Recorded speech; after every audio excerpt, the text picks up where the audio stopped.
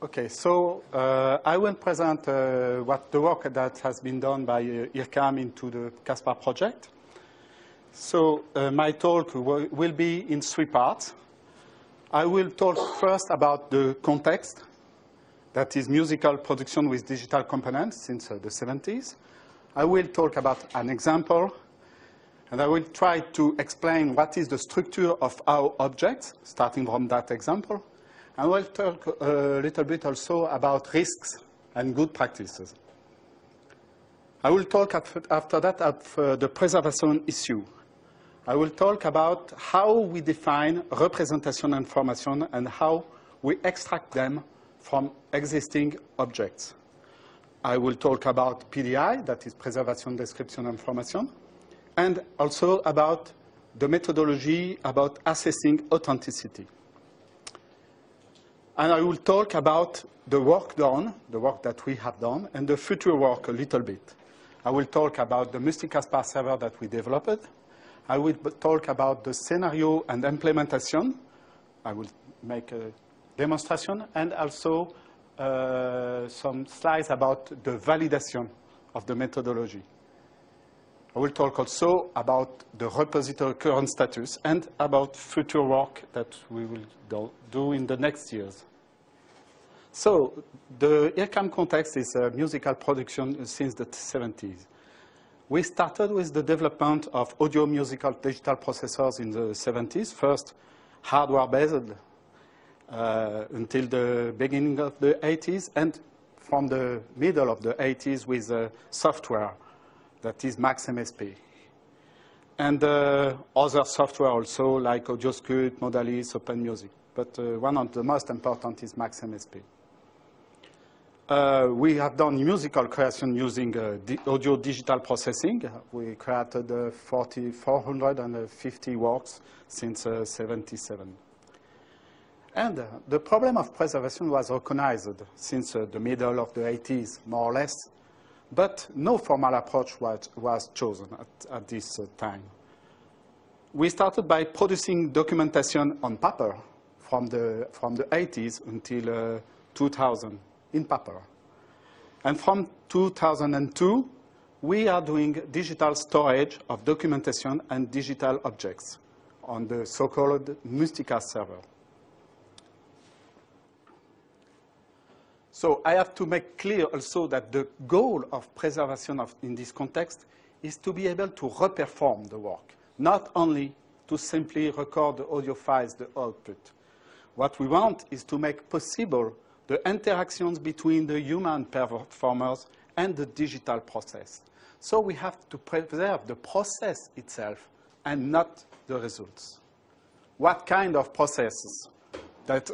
In fact, we can think of the process like digital musical instruments, like audio effects, like reverberation, harmonizers, and so on, that are encoded in the form of software, more or less.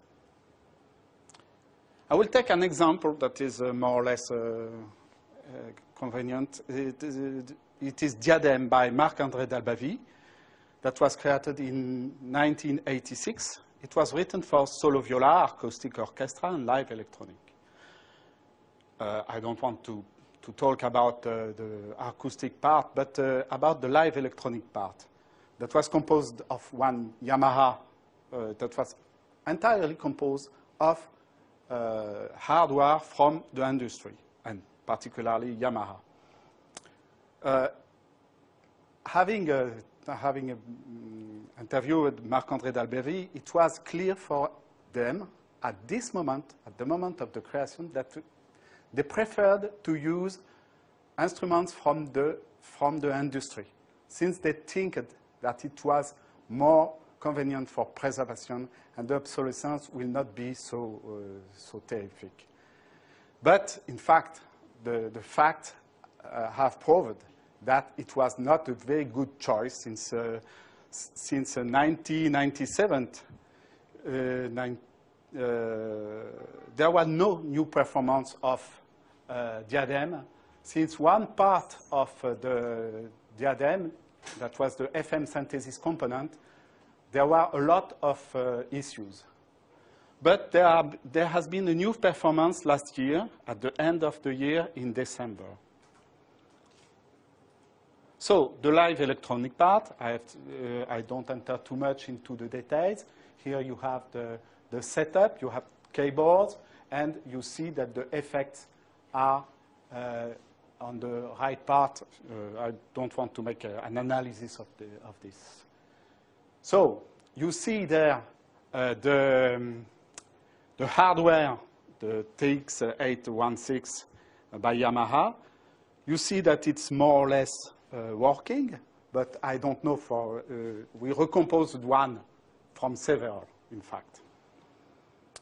The FM synthesis was, the original implementation was by Yamaha, and it was under patent. So it results in some complex sounds that are not producible by another means. So from there we can explain a little bit more what is our general case. The data are composed of, the main data are composed of data files, mainly audio, that are processed by process. You see here generic, so there is a process. The input is either live or samples, recorded input, is processed and then sent to speakers. But you have also information files, documentation files like sketch plans, instruction files, and so on. The whole set defines what is a work, in addition to the musical score that we don't address here. The general case is much more complicated, but generally it can be reduced to the previous case that you have seen. So the process is a kind of musical digital instruments that is to be preserved as for acoustic instruments. The obsolescence for the process is very fast. For example, when we compare to audio files, we use today audio files that are from the middle of the 80s, and we can play them. The PCM data are well known now, and we can migrate them without any problem. So new performance implies generally a migration or porting or an emulation of the main process. And the most important question is the authenticity, the level of authenticity we gain after the migration. So there are a lot of good practices on authenticity that have been developed already before Caspar.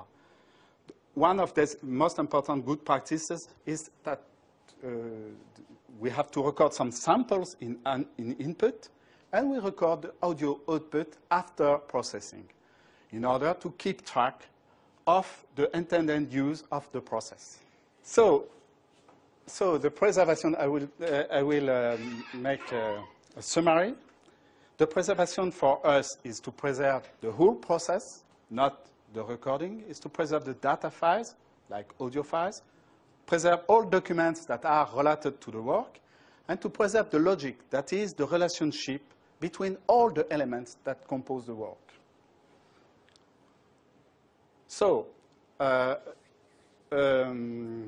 few words about the most important preservation issue. It's about the process, that is the patch. We call the patch generally.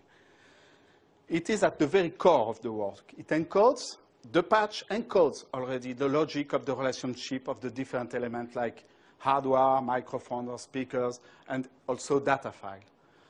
And the preservation of the patch, if we arrive to preserve the patch, we can preserve the logic of the work.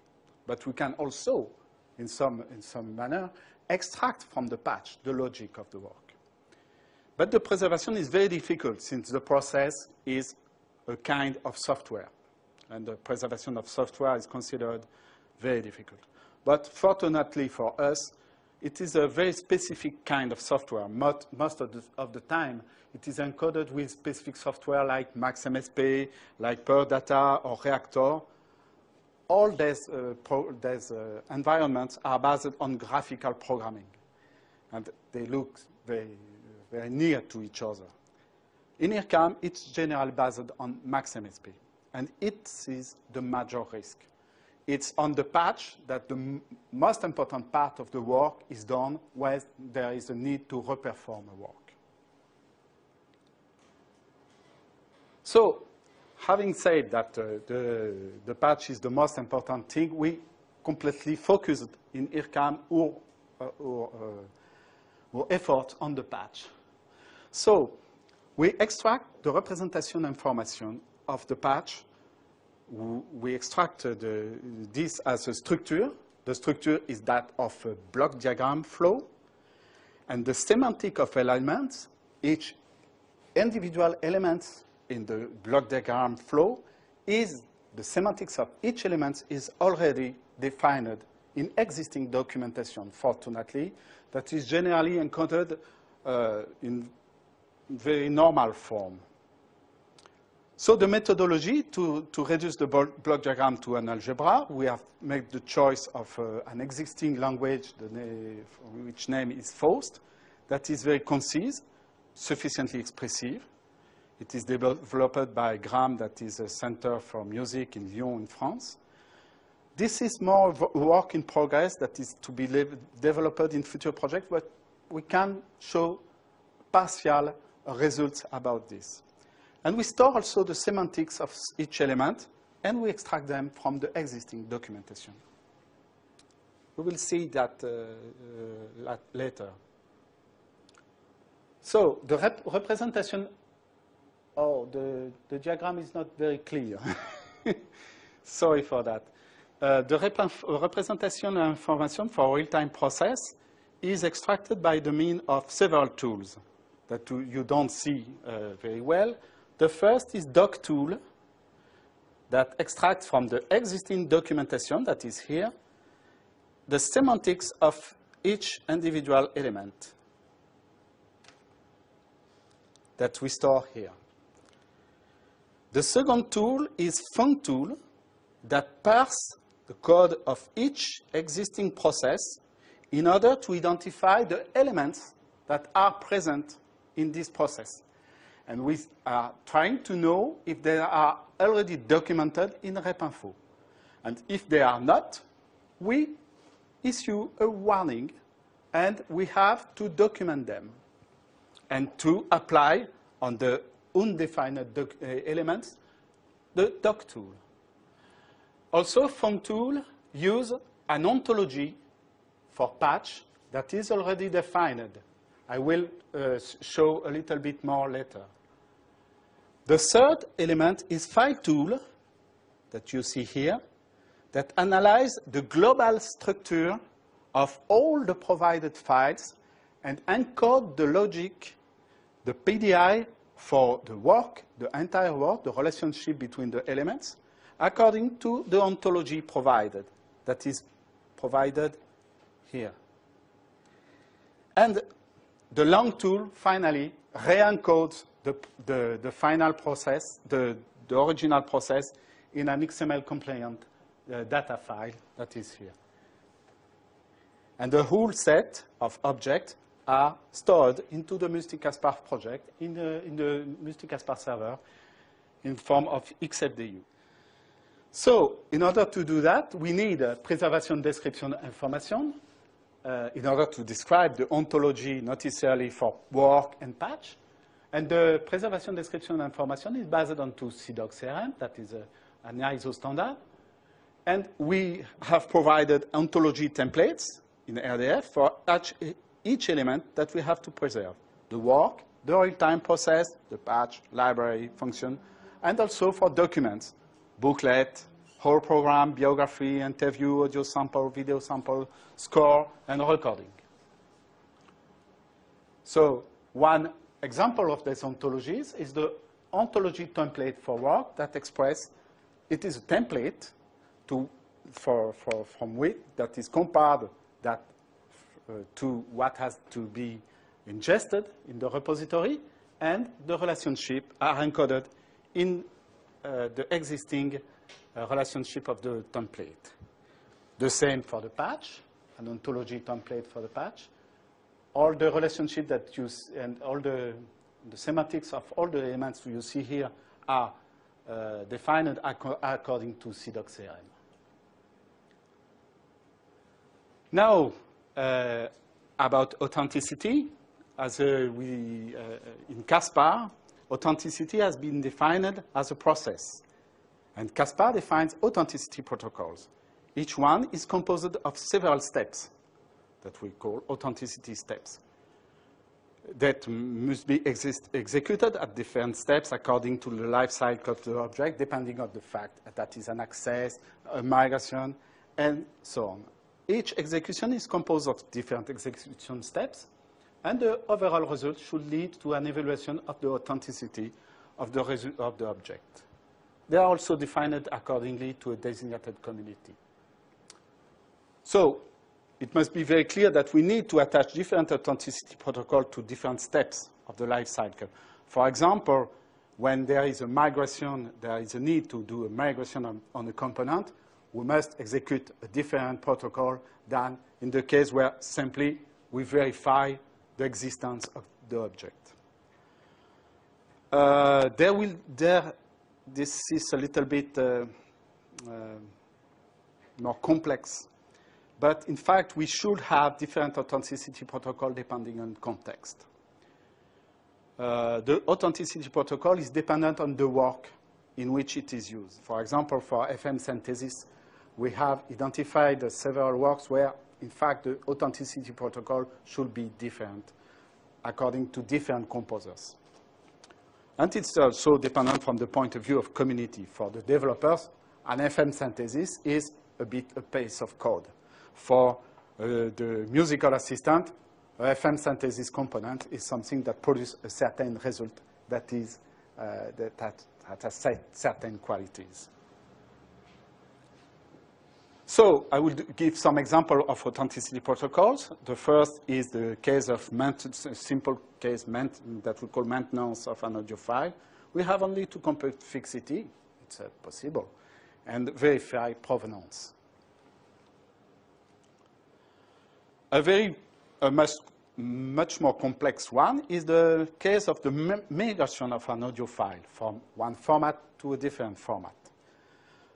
The first step is to verify that the audio file is really an audio file, since we identified a lot of cases where, in fact, audio files were not audio files. It were storage files. It were used as storage files in order to store parameter files. And if you apply migration onto this kind of file, you could lose entirely all the parameters. So the second step is to verify that the file is compressed and so on. I don't enter too much into the details, but you can see that the authenticity protocol is much more complicated in this case. A third case of authenticity protocol we defined is the case of the migration of an audio effect from IFX1 to IFX2. According to what I said in previous slides regarding good practices, we have to define at ingest phase a list of audio samples in input, apply to them the audio effect, and record the object, the audio samples in output. And define also the comparison features. In the migration files, we have to apply to the same audio input files the migrated audio effect and store the resulting audio files. And after, we have to compare the audio samples. So, having defined how we extract representational information, how we define PDI, and how we define authenticity, I can enter more into the IRCAM testbed scenario. So, our starting point is MaxMSP is no longer available. We defined all the, in detail, of all the steps of the scenario, that is ingest of the new work and components. I will not enter into the details of the scenario. I don't think it's necessary. But We will see the execution recorded on video a little bit later. The second part of the scenario is the notification of loss of availability. The third part of the scenario will be to search for equivalent components or else to migrate the components. The fourth scenario is to ingest a new version of the component and notify the preservation on the orchestration manager after having verified the authenticity. So, my demo movie now, I will show to you the demo movie we have recorded with the Mystic Aspar server. And after, I will enter into details of the migration files and applying authenticity. The scenario illustrates the case where a software becomes unavailable. Due to this event, some components becomes obsolete.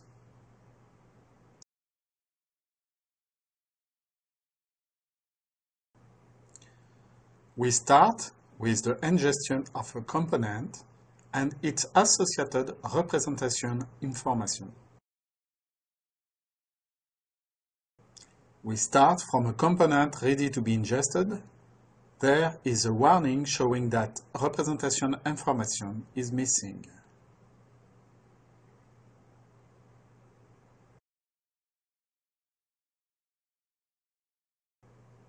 We associate to the component the representation information extracted from existing documentation.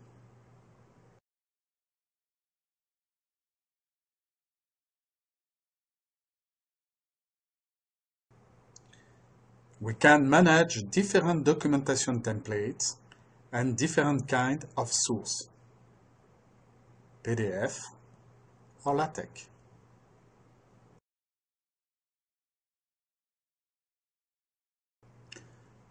Here is an example of source file in PDF for representation information.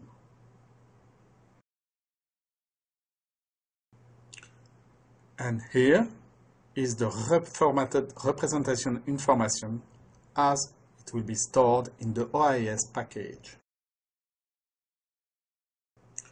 We can show then that the warning about missing representation information disappeared.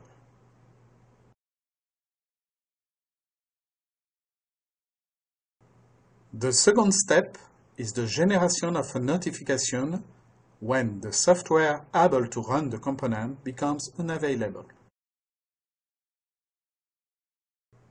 A user logs into the system and generates a notification about the obsolete component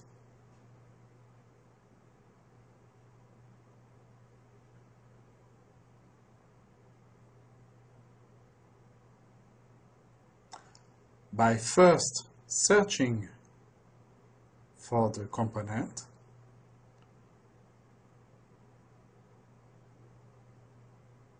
and then generating the notification.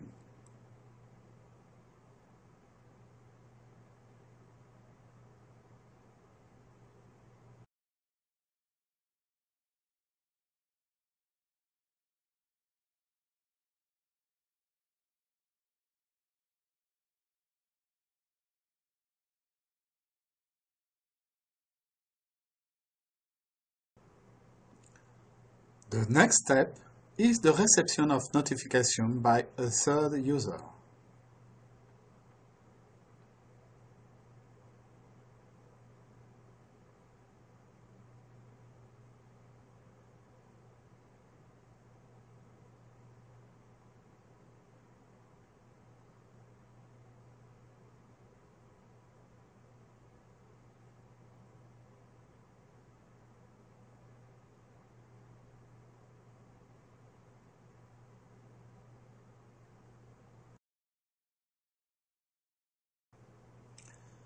The next step is the migration of the component based on the provided representation information. This migration is outside of the scope of this demonstration. The step 4 illustrates the ingestion of the new component, replacing the old one, and identified as a new version of the old component. First, location of the obsolete component.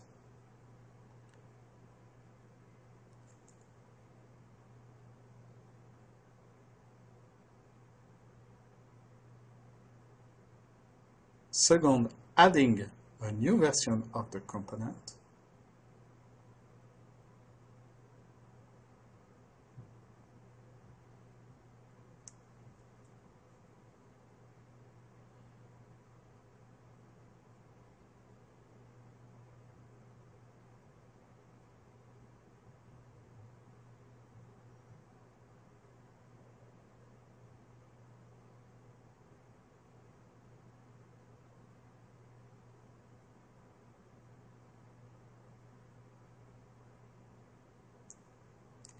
And generation and association of representation information.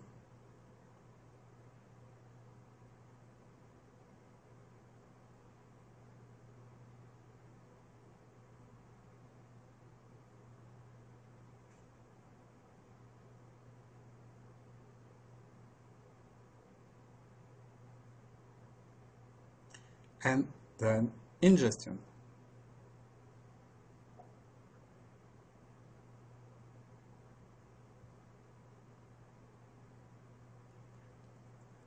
Finally, association of an authenticity protocol.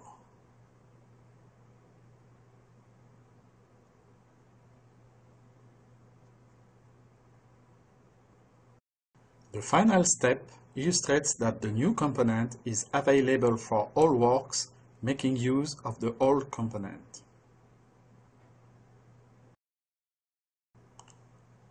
First, login as a new user.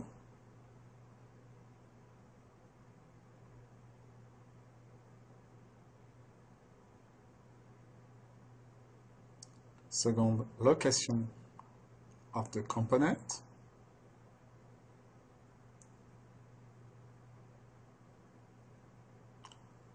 Third, location of works making use of that component.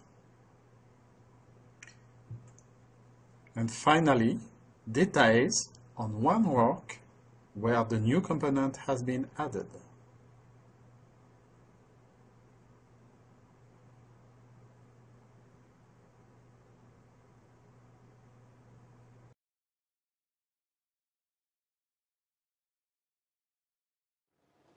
So, what you have seen is the use of the Mystic Caspar for ingestion and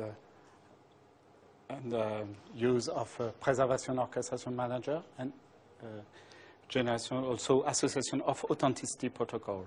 Now, you will see how we validate the representation information. It has been done in 3 steps. First, we validate the completeness of information, and we try to reconstruct the original process from the extracted representation information. The second step was to give a proof of usefulness. We constructed an equivalent process from the extracted rep info, but executed from pure data. That is more or less the equivalent of a migration. And the third was to make a proof of authenticity according to the defined authenticity protocol. So the first step is the verification of completeness of information. From the original process, we are able, in totally an automatic manner, to extract the rep info and to reconstruct the original process exactly similar to the first one. This is needed since the second validation does not give any proof of completeness. There is the proof of usefulness. From the extracted representation information, we can generate a different process, but based on pure data instead of max MSP. There are some possible loss of information and inconsistencies. We have to make manual adjustments, particularly from some details like you see here there is a comment that is not anymore valid with the new version, since it's referred to elements that have different semantics. And moreover, we have to make manual adjustments. So we have to apply also the authenticity protocol previously defined. We defined at the ingestion phase an authenticity protocol that is based on an input audio file and an output audio file. And now, after migration, we can compare with the old file according to what you want. Here it has been made by hearing, by an audio engineer, or any other method of comparison, for example, comparing spectrograms or things like that. But here we can do a simple validation by the fact of hearing. So I do not know if it will work. Yes, the original sound, the sound with applied reverberation. And we have to compare with this one. That's different. It's normal. So in fact, the migration, the simple migration based on representation information was not completely sufficient, and adjustments have to be made, particularly on the sliders. You see these elements that are here that are sliders. First, the semantics of these elements is not well defined. And this is the reason why they are there, in order to adjust manually the characteristic of the reverb. And when you make some, when you test, you have different results with different settings. Okay. So this is applying the authenticity protocol after migration. So a few words also about our current repository status. We have done two kinds of things in order to try to evaluate the current state of our repository towards OIS. We have made a preliminary analysis of the whole content of the repository. We have found several common files formats, including zip, DMG, RAR, and ISO-CD. The reconstruction of PDI is possible for the works, but not for every part of works. The reconstruction, the automatic reconstruction, is at least partially possible. We have done also a test on the migration of a single work. The purpose of the test was to evaluate the amount of work of a complete migration for the whole content of the repository. The most important issues we have identified is that there is missing information about provenance and context. And we need first, in order to do complete migration of the repository, complete validation, we need to identify some persons that are able to provide this information. We cannot invent it. We have also some unexpected files. And for those files, the representation information is completely missing. We have no documentation about this file. We don't know even if these files are really part of the works. The PDI is completely missing also. But for a lot of files, there are also representation information that is completely missing. But we can work on to that, since we can apply to it our automatic tools. So the achievements made. So we developed that Mystic Aspar server that is OIS compliant, that gives to the user a lot of information about the current state of the repository by comparing the state of what he ingests to the ontology templates provided. And from this comparison, we can generate warning and more information about what is missing. We also defined a methodology for extraction or representation information, not only a methodology, but also tools that we apply onto the process in order to extract representation information, as I showed. We have developed CIDOC-CRM based ontologies for the expression of PDI. We made scenario definition and implementation, and we have made an evaluation of current state of repository. From our point of view, the validation is triple.